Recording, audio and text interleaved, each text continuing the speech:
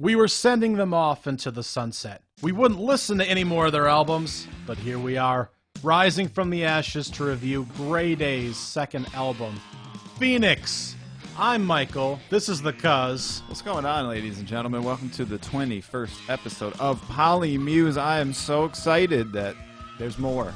They made another album. They lapped us from the man, the myth, the legend. Yes, Chester Bennington, our boy. Guys, this is Michael, the historian of the group. He's going to hit you with those mad facts knowledge about Grey Daze. Grey Daze, of course, to recap, was formed in the early 90s. About that 93 to 98 was their key operating range. Chester Bennington, of course, hopped into the group after he got his father's permission that he would complete his homework on time. So he hopped into an already formed group there. His main buddy there was Sean Dowdell, who's on the drums. Wake Me was released in 94 and No Sun Today in 97. Those are the two primary projects as they blew up in the Phoenix area in that time. They broke up later in 98 due to some conflict there. It was a very young group again.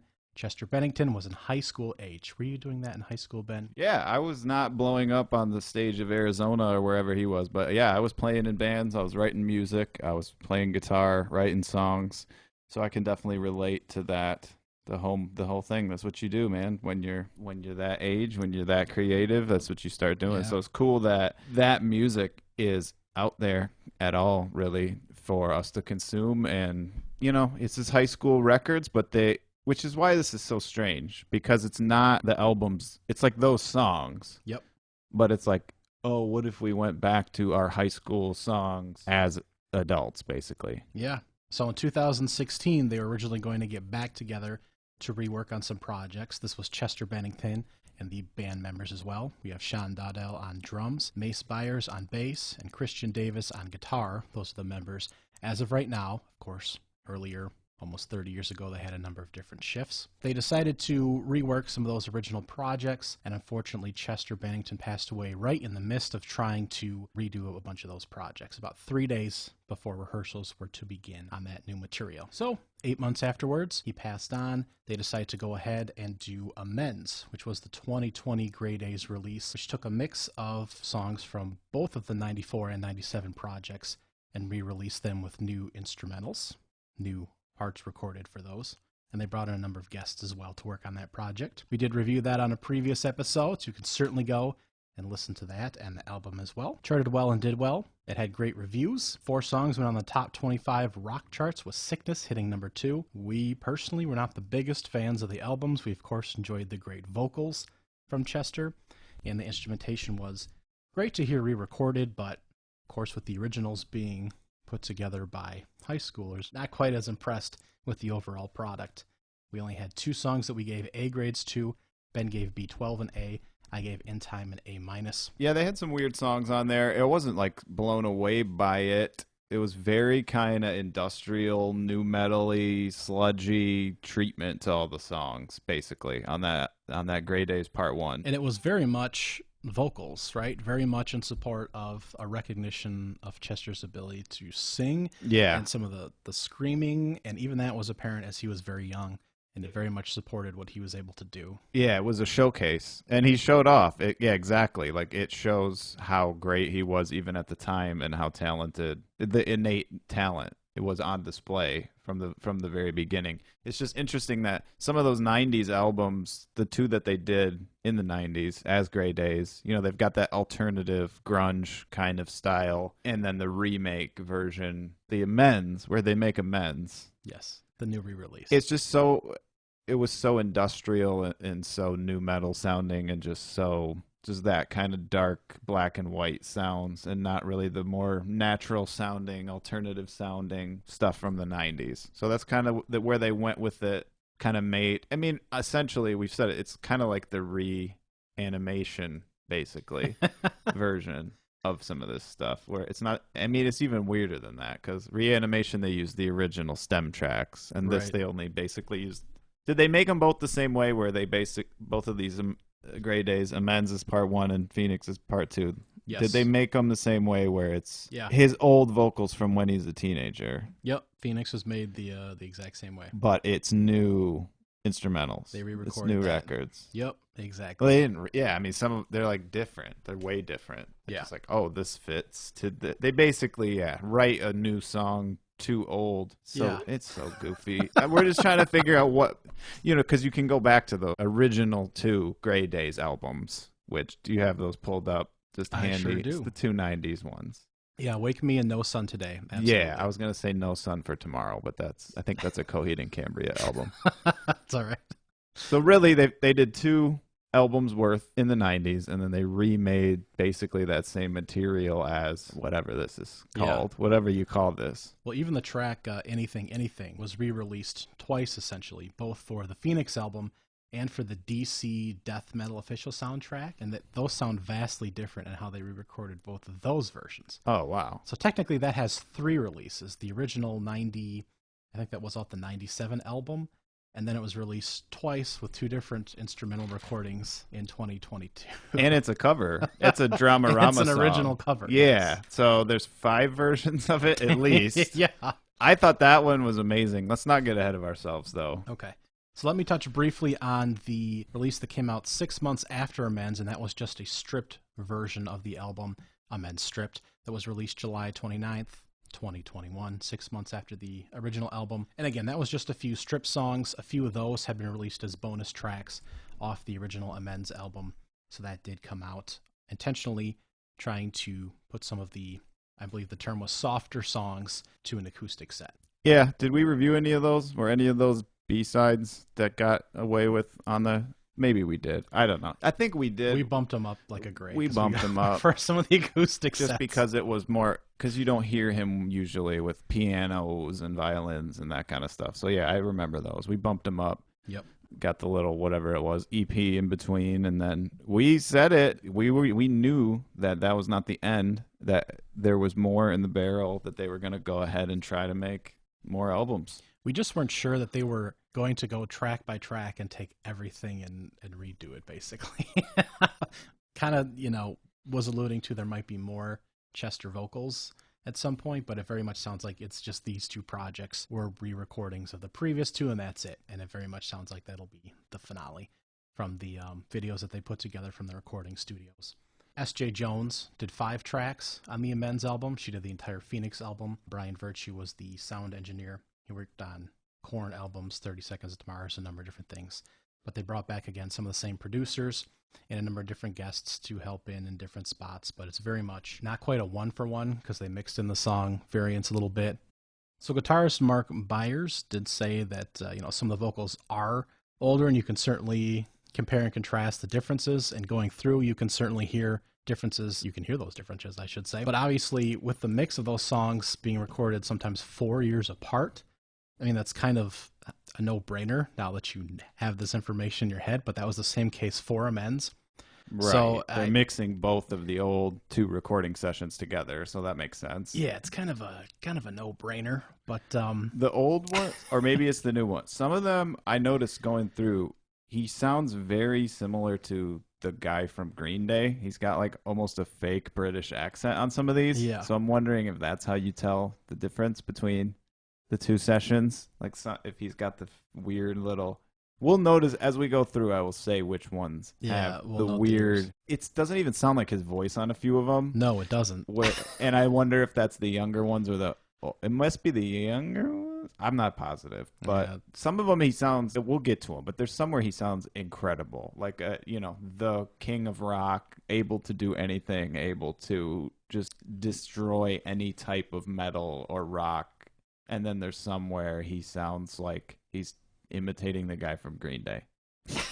That's one way. Yeah, I was trying to figure out different comparisons, but there, he sounds completely different on some tracks than others. That's absolutely true. Which is good. I mean, and that's the point. I'm amazed at how many different styles they do on this thing, especially when the Amends one was so kind of one note. This one they did, even on some songs, they do like multiple genres on the same song. They really mix it up and have a real mixed bag of alternative rock and metal, kind of all the different stuff that he's capable of, which is why I think this album, even more so than the Amends one, like really deserves to exist. It really is a better showcase for what Chester can do without just being monotonous with just that dark new metal, whatever you want to call it, sound. Yeah. So one of the key quotes from Grey Daze here in regards to the album release was that Amends was more emotional, introspective. We were feeling down while we were working on it. Now, a couple years later, it's clear what we were going through. We were in a different phase of the pain process. We've been through the shock and the sadness. Now we come back to the gratitude. So the Phoenix sounds more like a celebration of our friend, of his talent and music. It captures Chester's urgency and energy people have fallen in love with.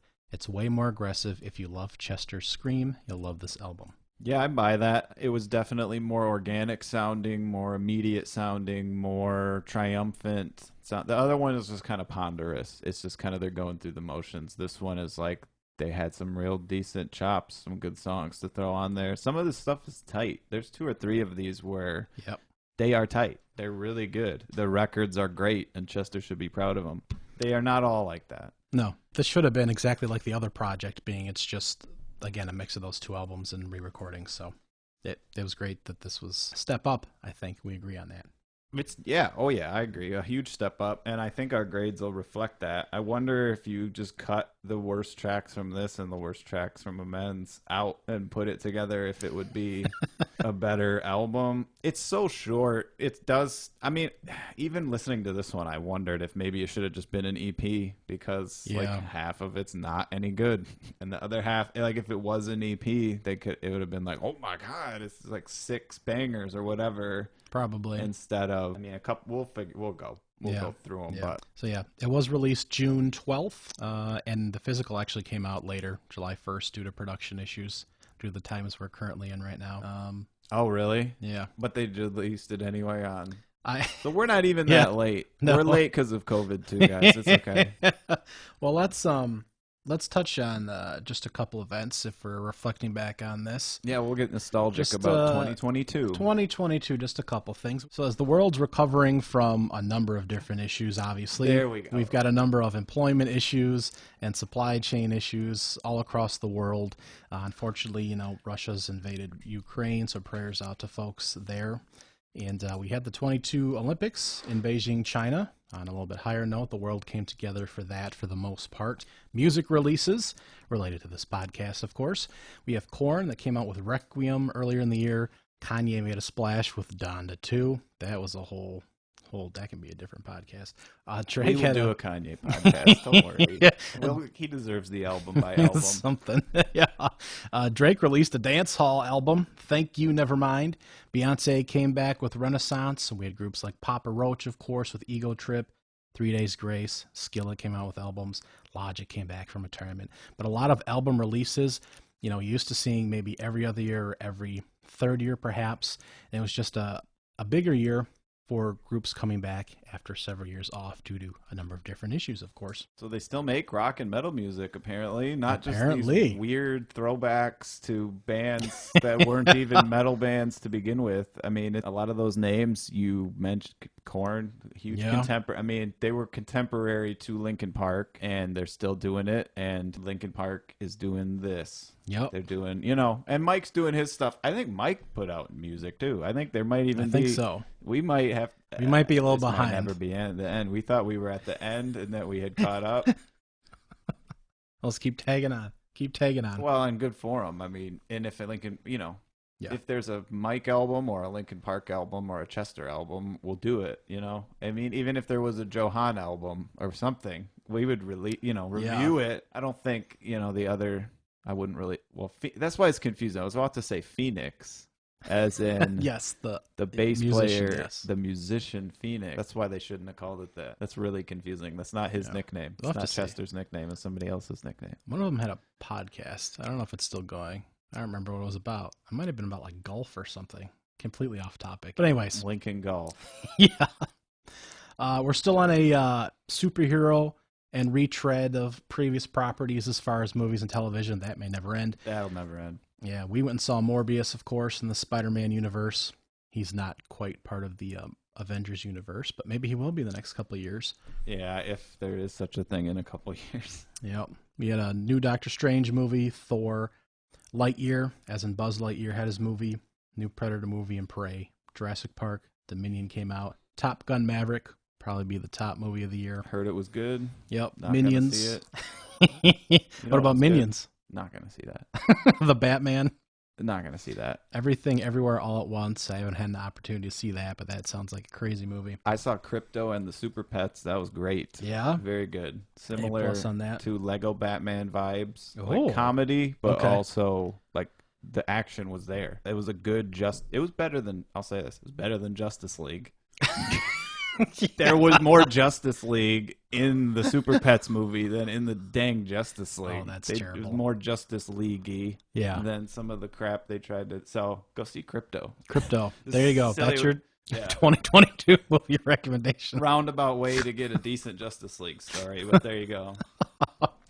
And Resident Evil got a TV show, Obi-Wan Kenobi. Sandman, have to check that out still. Moon Knight. It's too much shows, dude. Yeah. Better Call Saul and Ozark both wrapped their series. So, But that's what we're into in 2022. It doesn't sound, dated now, but we'll look back on this when it is the nostalgia, and we'll be nostalgic for all the, not for Morbius, no. and not for, No. I mean, it is what it is. Here's our little 2022 time capsule. Yep, We there you usually go. do the throwbacks of what we grew up with, and we're still growing up, guys. Polymuse has done a lot of growing up. I think we've gotten a real polished look to our outlook on music, and we just kind of are going to keep pushing forward. Speaking of Polymuse, season 2 is going to hit you like a tsunami as soon as we get all these Chester solo albums out of the way. Yep. And with that being said, we're going to rewind to 1994 Wow. and hit the track list here. Taking you all the way back. Number 1 on the list is Saturation, Strange Love. It was the first single, April 15th, 2002. The others, for note, are Starting to Fly and Drag. The music video is actually kind of cool, kind of trippy. They've been using old clips for the music video, same as with the men's. So it's great to see him. Chester, of course, performing in the old group. With his dreadlocks and all that, right? Oh, yeah. Kind of the old look Chester. But they mixed it up with some bald Chester clips and some whatever. He looks cool, man. I mean, he's always been such a dynamic performer. It's crazy because so much of the music is about him being insecure, and so much of the lyrics and the content is like insecurities and weaknesses. But then the video, he owns it. And the sound, he owns Yep. it. Like he is... And they say it, beginning sample, he is the king. Yep. They say, "Are you the Lizard King?" Which is Jim Morrison from The Doors. He's like, "I'm not the Lizard King, but I'm the king." So this was off the later release, the 97 No Sun Today. It was Saturation, not Saturation Strange Love earlier, at that time. So you can see the maturation at this point as he's Sure. towards the tail end of the original Grey Daze career here. And I think it's a great way to start the album, kind of with them talking in the studio, to get that old clip in there of the band from back in the day. Yeah, it sounded like a stage clip. Yeah, exactly. Maybe it was studio, but yeah, it sounded like audience heckling type of thing. Yeah, some piece like that, exactly.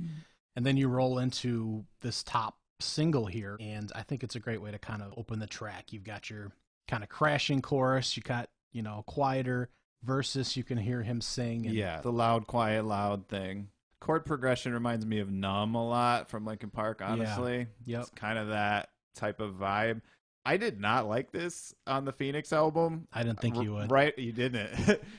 That's funny. Yeah, right off the bat, I was like, "Oh, okay, not feeling this." There's a lot of setup for Chester to kind of sing and hold notes. I do like that he can play with the phrasing in this, and he's kind of changing. Yes, exactly. Yeah. He's changing as he goes along. Right. And I don't think there's much of that in his writing at all. So I like it for that. I like it's a little singy and jammy. It's very much what it is. A pop rock-ish single for this. And that is not your bag.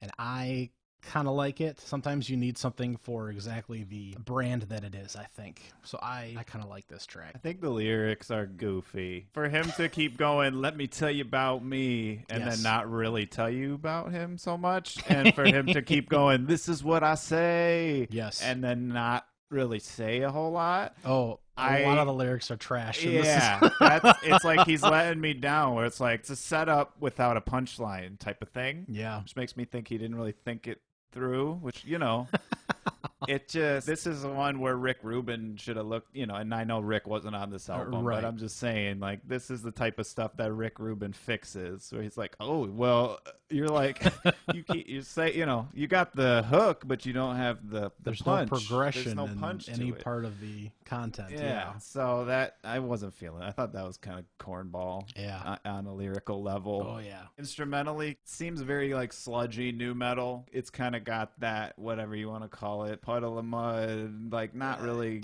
like not Limp Bizkit-y, but it's that vibe of just kind of sludgy, not grunge. It's definitely new metal. I like the kind of eerie guitars, the kind of riffs they do in the back every once in a while. That's a little different on the verses, but it seemed generic, it was basically what they did on Amends is similar in vibe to what they've already kind of tried with it. So I like that there are little tiny pieces here and there that aren't exactly what I would hear on some of these other tracks. Yeah, no, I know, but the lyrics are bad. Yes, right. Remember on that one Chester where we were like, "Out of Ashes" by Dead by Sunrise. Yeah. There we go. We gave them the letter grade, but then we did the lyrics grade of either good, bad, or weird. So lyrics, Saturation, Strangelove, bad. What do you think I gave this as a grade? Oh boy, I'm trying to think if you really D'd anything out on here. I did. Did you? Okay, I'm gonna say this is a D then. I gave it a C-. That was very generous of you. Much lower than average, but not terrible. I gave it a B+, despite how much I just ripped it, because I think it's still listenable. Maybe it's because they just blew the heck out of it on social media all over the place. Is this the one? This is the hit from this? This was all over the place. Man, I don't know about that. I didn't even realize that there were other singles off this album. I would not have picked this. So I would have picked the cover song, but that's a different story. Yeah. I'm going to give it a C+, just because some of the things he's able to do vocally, you're able to hear him sing and open up a little bit, and there's just different little pieces in here that I do like. Yeah, I'm going to stick with that, I think. We got a high ceiling and a low floor on this song. It's a wide range. I'm going to stick with that. Nothing mind-blowing, though. Track 2 is a different ball game, bro. Starting to Fly. What do you think off the bat for Starting to Fly, track 2? I think it's an okay song. Okay. It was the second single. Came off the 94 album, so it's actually an earlier release. And I think it's one of those where we see not much in the writing. No, it's simple writing. And it's one of those, I always think of them as like a chanty songs. Yep. Can we get the crowd yelling our chorus? How high can we go? Yeah, you can. It works. Yeah. It's simple, but it works. I mean, we've got some content in the verses. It's not like 4 or 5 words or anything kind of weird. I mean, I met a poet tonight behind the masses. I sang a song about my many true addictions. I saw myself in a hole down below, and I know who you are. That's verse number 2. So, I mean, we got like something going on, A little bit. Yeah. It's, how high can you go? How high can you fly? All that. It's cliche. Yeah. But it works. It's fresher and tighter and more fun than most radio rock stuff that sounds like this. Like, this rocks. If this came on the radio, you put this with whatever, the Foo Fighters, anything where they're just kind of, it's good rocking stuff. It might not be the focus of your attention, but if it's a good vibe to rock out to, have as the background type of thing. But it's fresher than that stuff. Like, if you put it up against it, your ears would perk up on this one. You'd be like, oh, dang, that's a little fresh. I'm sure the redoing the instrumentals, the drums and the guitars absolutely crushed the song, like made it great. Yeah, it's good kind of post-grunge radio rock. Yeah. Nothing wrong with it. Like we said, generic, kind of almost cliche lyrics, but this hits. is in their bag. This is... Oh, yeah. Yeah.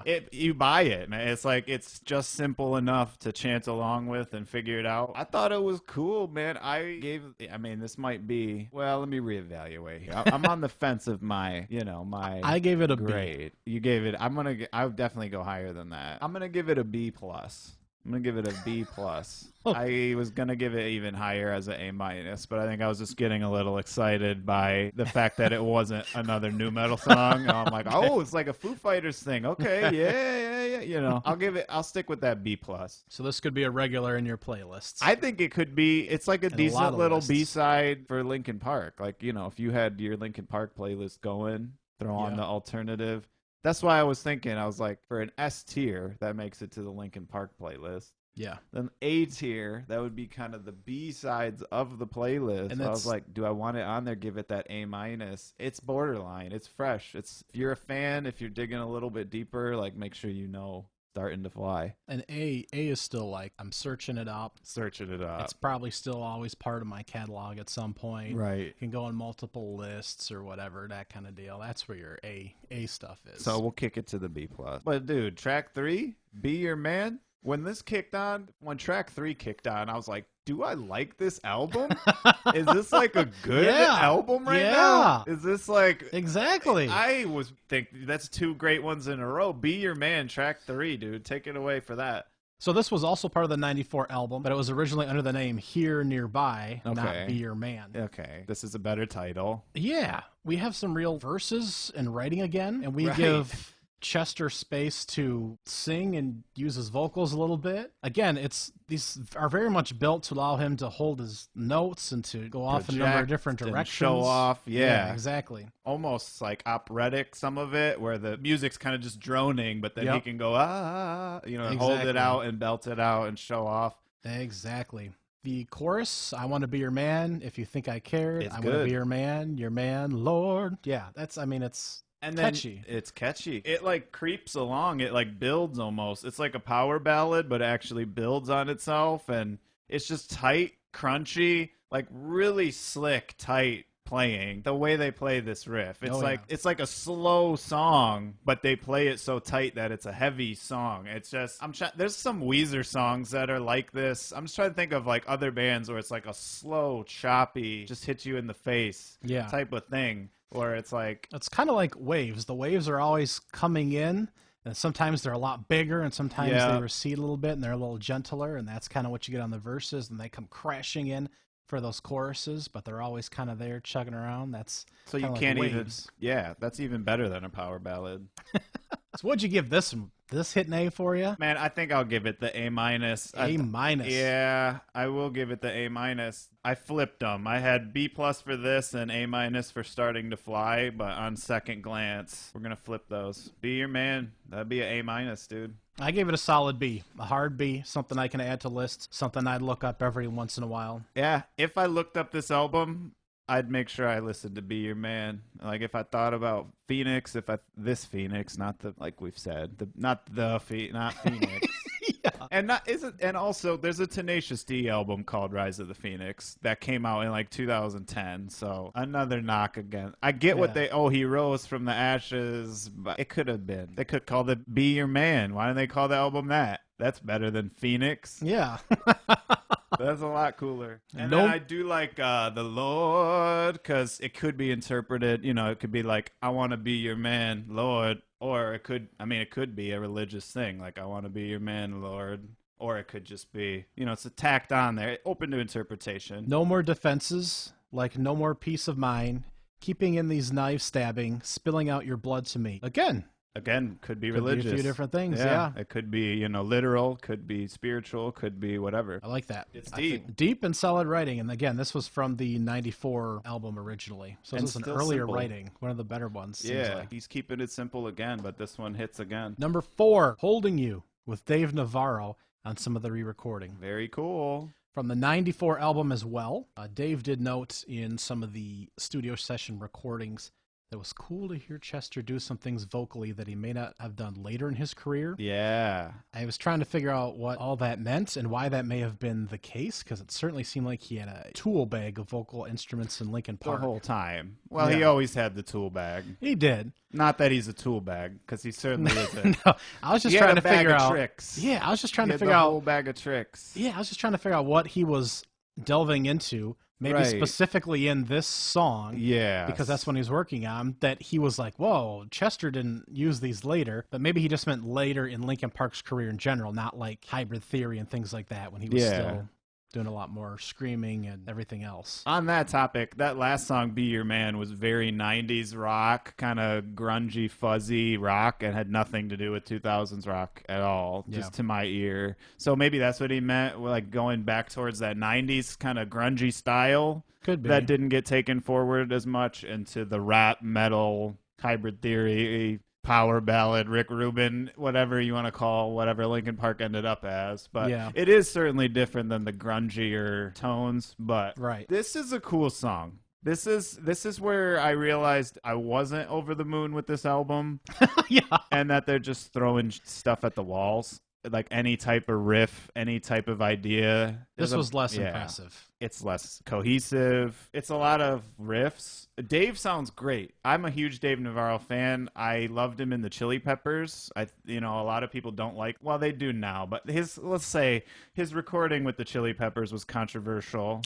I think he gave them a really good kick in the ass. He obviously, his other band, Jane's Addiction, was huge. This pretty much sounds like a Jane's Addiction song, honestly. Like just the way the guitars are spaced and the way it chugs and the way, obviously, Chester has a very different type of cadence and tone to his voice. I think it's Perry Farrell is the Jane's Addiction guy, who he's a whack job in and of himself. But Yeah. very interesting character. Not an insult, just a very strange, a whole different legacy. But to hear Chester kind of paired with that Jane's Addiction style makes a lot of sense. Yeah. I just wish that they had like written a cohesive song instead of like throwing a bunch of riffs at the wall type of thing, and just like, oh, we got a riff, it fits, whatever. Like, is it cohesive? We got a riff. Go for it. What did you grade this song? I give it a B. Because I like the Dave stuff. I like the tones that they're going for. I like the experimentation of it. But I feel like the experimentation doesn't really land. And I'm not really going to look it up. I gave it a C. Yeah. Not particularly interested in a whole lot going on there. He does like a talking vocal style kind of thing where it's almost like a new wave where he's just kind of talking over the music. Just kind of cool. And I don't mind that in pieces, but when you commit to that too much for a track, it's not as interesting. Maybe that's what he meant. He doesn't do the annoying, like, Talking Heads, B-52s talking thing on any other records. Oh, no. Too Dave's bad like, we missed that. Yeah, get that. Get that back in there. Yeah. I mean, he's still strong on the choruses, but I just, You could put Dave in a room and just say, make riffs, and he would, and it would be fine, and you could base a Chester album around it. You could base a Chili Peppers album around it, and people have done so in the past. I like his tone, his play, all of it. It is great and musical, but again, this song doesn't feel like they wrote a song. It feels like they just threw a bunch of riffs together, like whatever. Like, oh, he played something great. Take that, put it in there. Awesome, perfect. You're still giving it a B, just like I gave track one and okay. Aside from we got some flaws, but it's still solid. There's a good solo too. There's like a huge guitar solo that rips. The best part of the song. Yeah. Number 5, cruising along, is Hole. Not the band Hole. While we're on the subject of 90s bands, this track was on both 90s releases. Oh wow. Yep. Well, there's 3 of these. There's at least 3. There's at least 3 holes, Ben.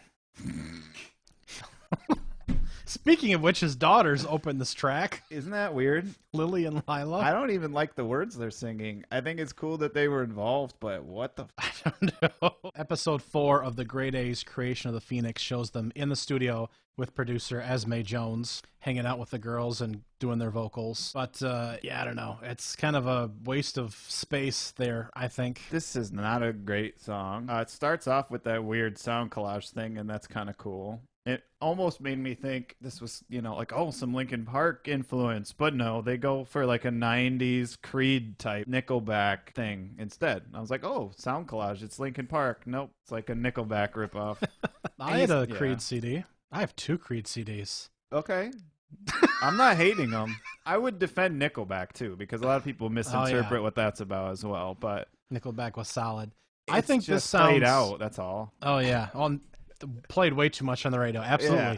At a time where you weren't streaming as much music, so you were listening to the radio, and it was Nickelback at the top of every hour. So it's that. It's the Nickelback hour with Chester Bennington's Ghost. Here we go. This sounds a little bit closer to Linkin Park Chester, I think. Vocally, yeah. And they do go back and forth to this weird little like muted guitar sound collage thing, which is very Linkin Park. But the in between stuff is all just straight 90s post grunge. Exactly. That's exactly the spot it fits in.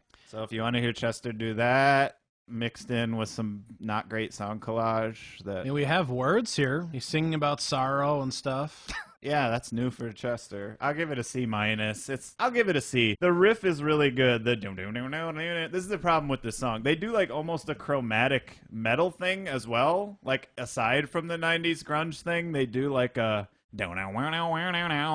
metal, like Judas Priest or something. Makes me think, and they should have gone full on 80s metal with this, and forgot about the 90s crap and just gone with that like riffy chromatic metal riff and just done like a Judas Priest thing or a Iron Maiden thing almost. Oh, for sure. Instead of the Nickelback thing. I mean, if those are your choices, go for the Iron Maiden riff or the Nickelback riff. Yeah. I don't know. You know what I mean? Like, I mean, the song drives like it's aggressive. Yeah. I like that. You can headbang to it. I just wish, what would you have done to have something to pay a homage with his daughters in it? Yeah, I know. Would this be the mean. song? You'd have his... No, that's what I'm saying. The words are so like dark and weird. It's not about like. I'd have some ballad. Would you not have something stripped down or? That's not this. I feel like a lot of these songs are dark. You know, like even darker than we realize. It's a weird tribute. It's definitely a weird tribute. Yeah, they're attributed to joining him on the third chorus. And I feel your heartbeat pounding in my head. I like to control you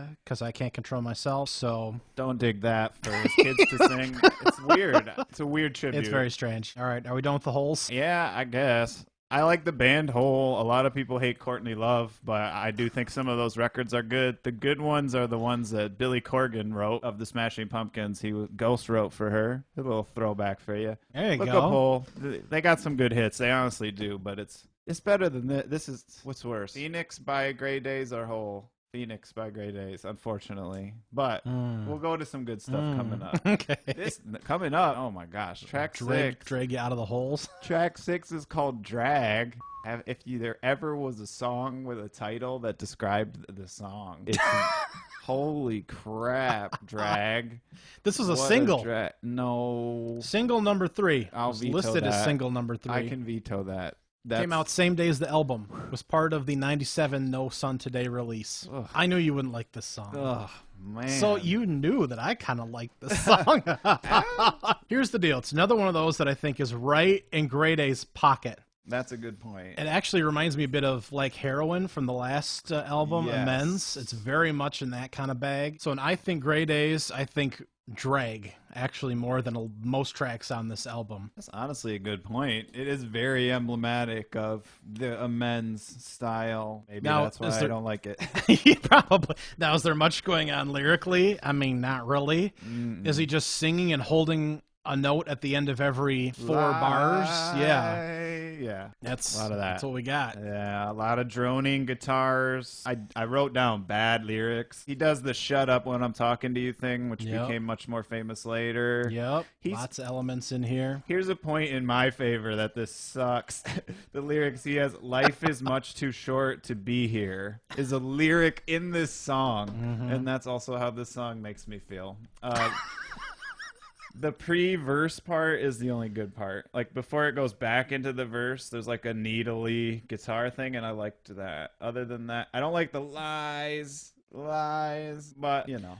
I can see what you mean where it is like, this is the sound. He's not talking through anything like he is on some of the tracks. It's actually a little singing. We get a little chest voice. We get a little bit of those growls It's little raspy. bit. It is raspy, Some yeah. raspiness in there. So just a little bit of the different vocal elements. And it just sounds like when Chester is kind of screaming, going up into those, I should say down into those lower ends. That's kind of what it sounds like. And some of the, I don't know, we just get some different vocals. We just get a little bit of a rangier on vocals, but right in that pocket. Like if the center for a Chester vocal general song is him doing a little bit of singing and then a little bit of growling, and then the top-notch songs have screams at the high end there, and then the lower end songs have him like doing a little bit of talking that we don't really care for. Then this is right in that bag, right in the middle, where we're doing a little bit of singing, a little bit of the raspy and those kind of elements. So this is just, to me, what a general Chester song should sound like. Is that worth a C to you, or do you do better? I kind of like that I can sing with it a little bit. Yeah. I gave it a B. I gave it a D, but you talked me goodness. into a D plus. What would a D plus be to a D or a D minus when we're that far down on the scale. We don't rank things that low generally. D plus is I would never listen to it unless it came on the radio, but I would probably change it unless someone told me not to. I think that's what a D plus is. That's fair. But a D would be I would fight over it and tell them to change the station. I think that's what it is. Anyway. D to D plus. Okay. All right. I think we've drawn that. That's fair. That's right where I think it is. All right. So that was track. Believe Me. Oh, track 7. It's also called Believe Me. The next song, we got Believe Me. Yeah. What do you think about Believe Me? Believe me when I say that I want to hear what you say about Believe Me. Richard Patrick is on here, frontman for Filter. Okay. And he founded Army of Anyone and The Damning Well, because I know you're listening to those on repeat. He toured as a guitarist with Nine Inch Nails. Okay. And his brother is Robert Patrick, the famous actor. Now, this came out in '94, the Wake Me album. So it was one of the earlier tracks as well. Without Richard Patrick, I'm assuming? Without Richard Patrick, yeah. Oh, well. He was they knew how to fix bigger it. shows at that point. Heidi Gad is on the electric violin. Okay, that's something. Nice. Yeah. I like that the verse is another one of these kind of singy. Yeah. And he's got this kind of, he's not quite raspy, but he's in his lower octave, obviously, but yeah, I kind of like where he's at in that range before we ramp up to the crashing chorus again for these kind of songs. So again, very quiet on our verses. Let's listen to what Chester's going to say in his lower range, and let's crash in for the chorus. Yeah. I thought it was pretty enjoyable. I wish they'd done something different with the bridge to make it stand out. It's not particularly interesting. With Eyes of Power, Will You Deceive Me? And it's just kind of quiet again, and it's not particularly interesting. Richard Patrick actually does the second chorus. That makes sense. I thought this was cool. I thought this was simultaneously like the most experimental thing on here, but also the most poppy thing on here. It's very much not metal, but the chorus is nuts. When the chorus pops in on this, yeah, I was kind of amazed. It was almost like a modern pop chorus. Like, it reminded me more, it's like almost a One More Light type of thing, honestly, where it has like that modern sounding melodic. It's that modern type of chorus where it's like, oh, this is the best moment of my life. Oh my goodness. Right. Like, it's that feeling that they bake into like every chorus of every pop song. So it's that. I don't think it's too far off from Saturation and that kind of method when it comes in on that piece. The first song, Saturation, Strange Love. This one hits me better, though. I don't know what it is. It must be opinion at that point, but I see what you're saying. I like this chorus a lot better for whatever reason. This one hits. I wrote down not horrible lyrics, and it's not new metal at all. It's like just not metally. It's like rockin'. It's modern, but also kind of got some experimental tones in there. They got kind of that little drum machine sound on the verses. I think it's cool. I give it a B+. I gave it a B- because Nice. I gave some of those other tracks like a little bit better Bs. So I gave it a B-. Man, what a high grade from you. Look at that. This one rolls. Believe Me is good, dude. The groove is good. The playing is good. Chester is good. It's just not forward metal. It's like it's got distorted, groovy metal to it, but not like attack you in the face metal. It's got that more laid back. Yeah. It's like intense, distorted. It's like it's kind of what One More Light should have been, where it's distorted, intense music, but with a poppy hook to it. Yeah. One More Light was certainly a different album from the rest of that Linkin Park discography. So yeah, I can certainly see where you'd want to add elements like this to that album. Absolutely. That's where the B+ from me. B- for me. Number 8, Anything, Anything.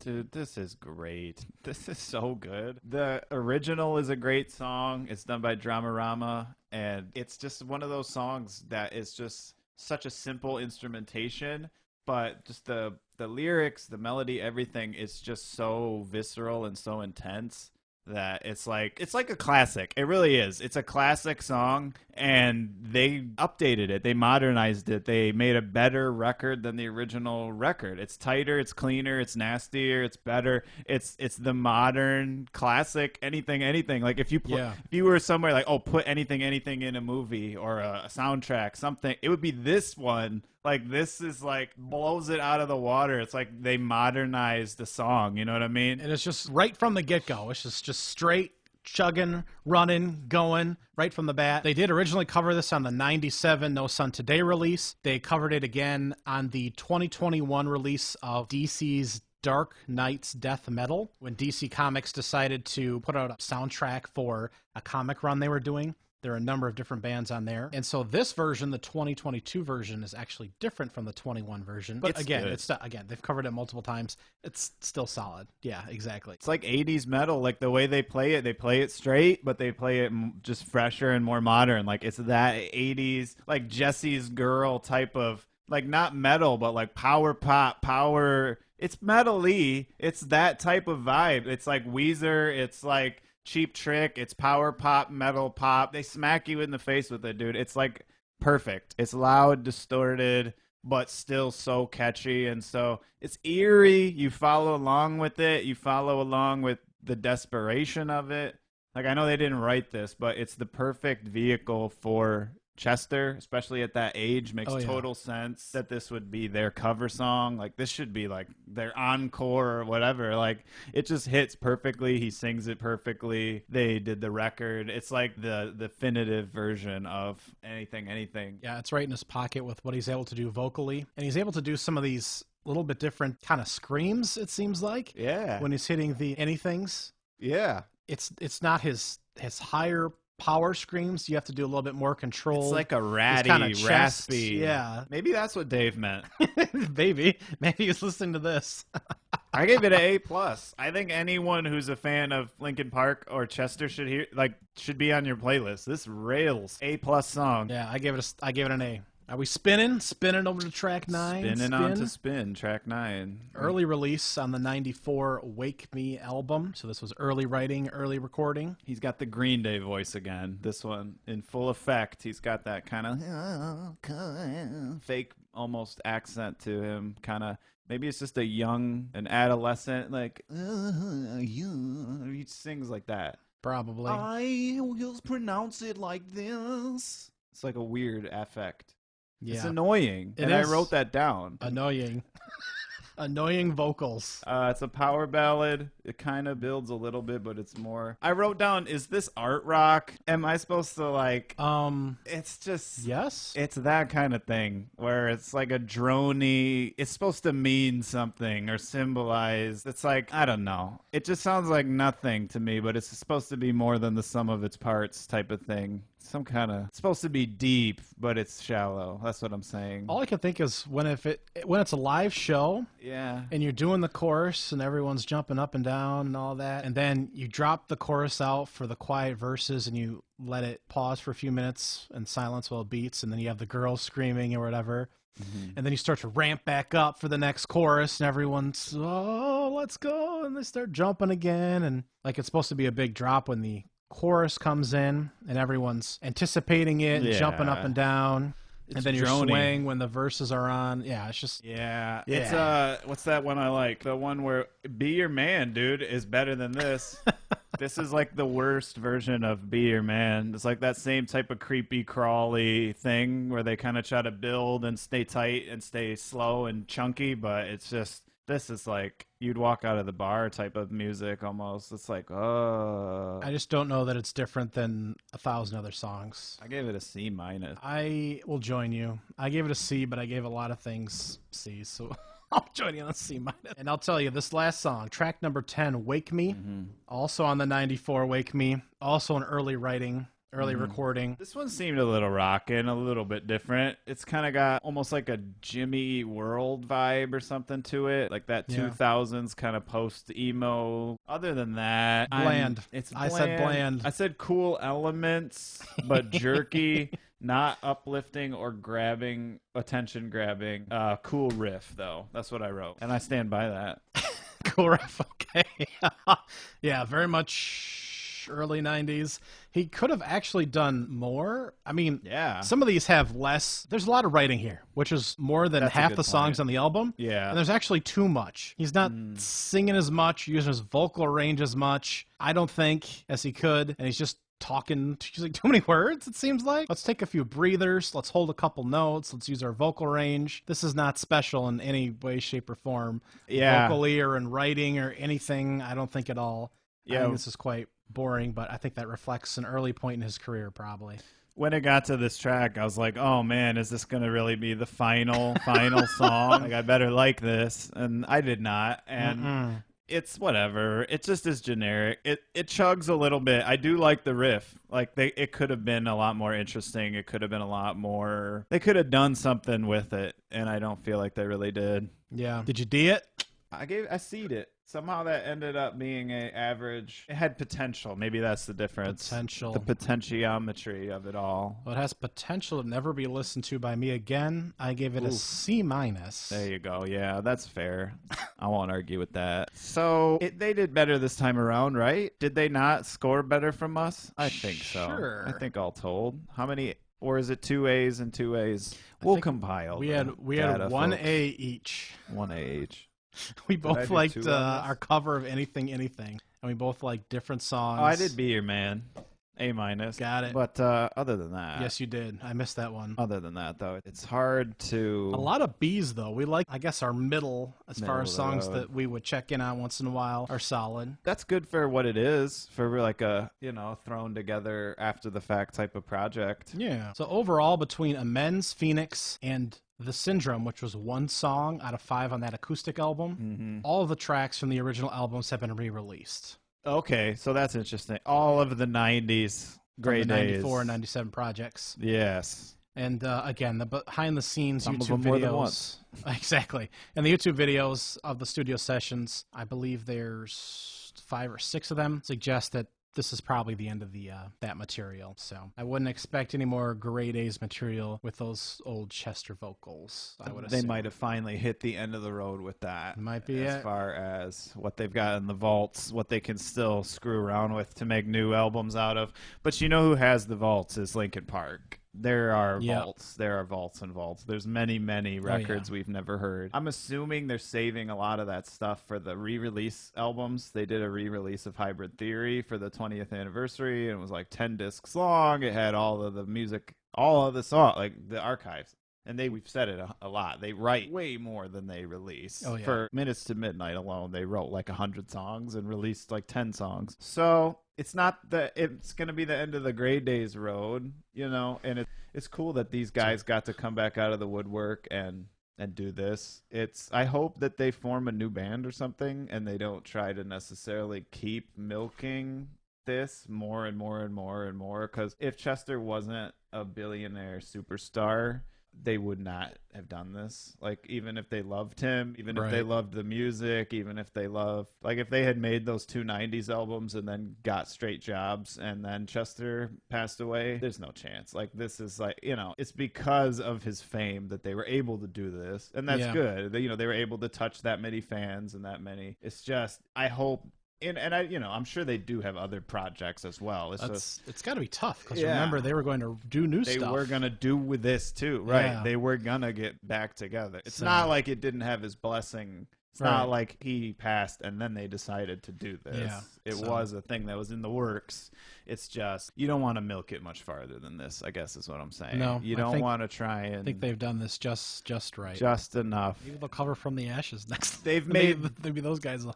Yeah, right. The Phoenix of the Phoenix. It's just they've already done the remake of the remake, and it's just if they leave it here, that'll be the perfect capstone, the perfect tribute. But if they do, like, oh, here you go, it's the remix of the remix of the remix, and we'll see what happens. I wouldn't doubt it that they would try to do that. I just hope that Linkin Park starts releasing their archives so that there is another way to continue to enjoy the nuggets of Chester that is not this kind of roundabout, retread of a way. Yeah. We said it on the last episode. It's like, we're obviously hungry for more Chester recording. Obviously, grief takes as long as it takes. Obviously, Linkin Park's not ready to make a new album and has not even announced plans or anything. Yeah. It's just, if there are new old Chester mixes coming out, it would be, there's a better archive. There's a better vault. These guys were, they had a little nugget and they made it as polished as humanly possible, more than they should have been expected to polish it up. But there's better archives out there, guys. It's just Linkin Park's probably on a timeline for they probably are the stuff out. So I bet you the Meteora special edition will have songs we've never heard, and then probably imagine One More Light. I mean, Hybrid Theory was like 7 or 8 discs. Yeah. So that'll have to be like 20 discs or something. Whatever. There you go. Well, season 2 will be coming soon. It's a gray day here when Yeah, it there really are no was. more gray days. I'm Michael. My name's Ben. We are the cousins here, Polynews. Thanks for checking us out. Yeah, guys. I mean, thanks. This was a great season 1. Got that little recap in there. And we'll hit you with season 2 coming at you very soon. Thank you very much. I got